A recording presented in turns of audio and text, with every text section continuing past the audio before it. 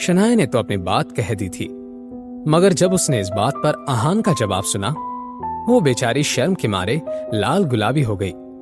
आहान ने कहा, आप उस बारे में परेशान मत होइए, मैं आपको कैसे कंट्रोल कर सकता हूं, मैं तो खुद ही आपके कंट्रोल में हूं। इस बात को सोचकर शनाया कंफ्यूज हो गई, मगर एक बात पक्की थी, इस बात को सुनने के बाद शनाया को बहुत अलग तरह की खुशी हो रही थी। दूसरी तरफ भीड़ और शनाया और आहान से भागने के बाद सीमा बुआजी और रतन एक बस स्टॉप पर आकर बैठ गए। दोनों की सांसें भागने की वजह से फूल गई थी। वो निकम्मा आहान हाथापाई करने में इतना एक्सपर्ट कैसे हो गया? उसे देखकर तो ऐसा लगता है कि यामिनी भाभी उसे खाना भी नहीं देती होंगी, लेकिन ऐसा होने के बावजूद भी तुम उसके सामने टिक नहीं पाए, ऐसा कैसे हो सकता है? सीमा बुआजी बहुत ही कंफ्यूज हो गई थी। वो अपने बेटे को अच्छे से जानती थी। अगर आहान उसे हरा सकता था तो वो बहुत स्ट्रांग था। अपनी मां के सवाल को सुनकर रतन भी परेशान लगने लगा। उसने जवाब देते हुए कहा, पता नहीं मां, मैं खुद भी इस बारे में कुछ नहीं जानता, मगर एक बात है जो मैं कह सकता हूं, आहान ने अपनी पूरी ताकत का भी इस्तेमाल नहीं किया था। यह सुनकर सीमा बुआजी शॉक्ड हो गई।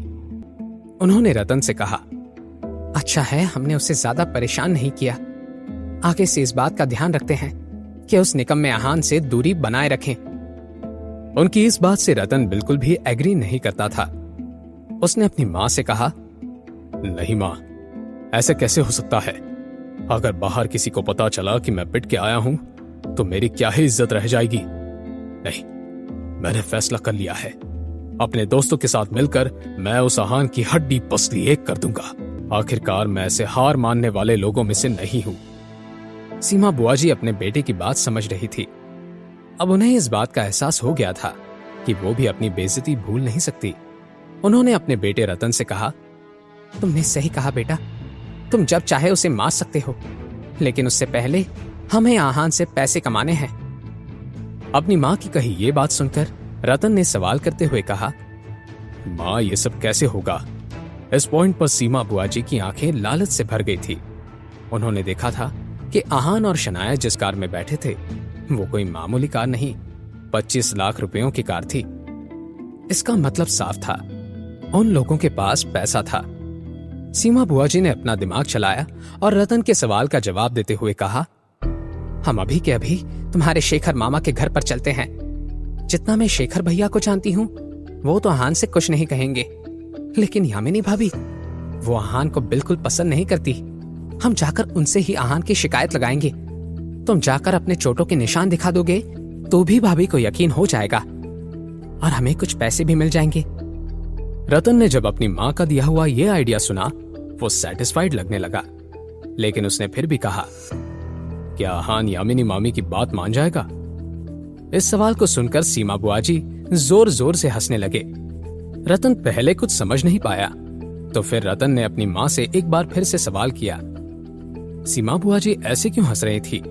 ये तो रतन को नहीं पता था, लेकिन एक बात साफ थी, सीमा बुआजी के दिमाग में कोई नई खिचड़ी पक रही थी। शहर के दूसरे कोने में आहान और शनाया मिलकर कुछ खरीदारी कर रहे थे।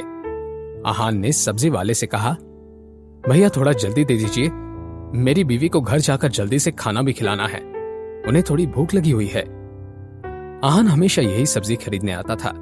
सब्जी वाले से ही नहीं, वहां खरीदारी करने के लिए आने वाली भाभियों से भी आहान की दोस्ती थी। आहान की नई कार को देखकर वहां आई हुई एक भाभी ने आहान से कहा, आहान तुमने तो नई कार खरीद ली है, क्या हमें मिठाई नहीं दोगे? ये सुनकर आहान मुस्कुराने लगा। उसने कहा, भाभी मैं मिठाई तो लेकर नहीं आया हूं, लेकिन सब्जी वाले भैया से कहकर आपको मेरी तरफ से 2 नींबू दिला सकता हूं। ये सुनकर वो भाभी खुश हो गई। उन्होंने सब्जी वाले भैया से कहा, देखिए भैया, आहान ने खुद कहा है तो आज की नींबू और धनिया का हिसाब आहान ही दे देगा। कार के पास खड़ी शनाया देख रही थी आहान इन सब लोगों के साथ कितने अच्छे से मिलजुल कर हंस रहा था। ये देखकर शनाया खुश हो गई। उसने अपने सामने के इस नजारे को देखकर मन ही मन में कहा, आहान एक अलग लेवल का क्यूट लड़का है। अब मुझे लगने लगा है कि मुझे इसकी छोटी दुनिया जाननी है। काश मैं भी उन सब लोगों में दोस्ती कर पाऊं और उनके साथ मिलकर आहान के साथ मजे करूं। शनाया ने अपने आप से ही कहा।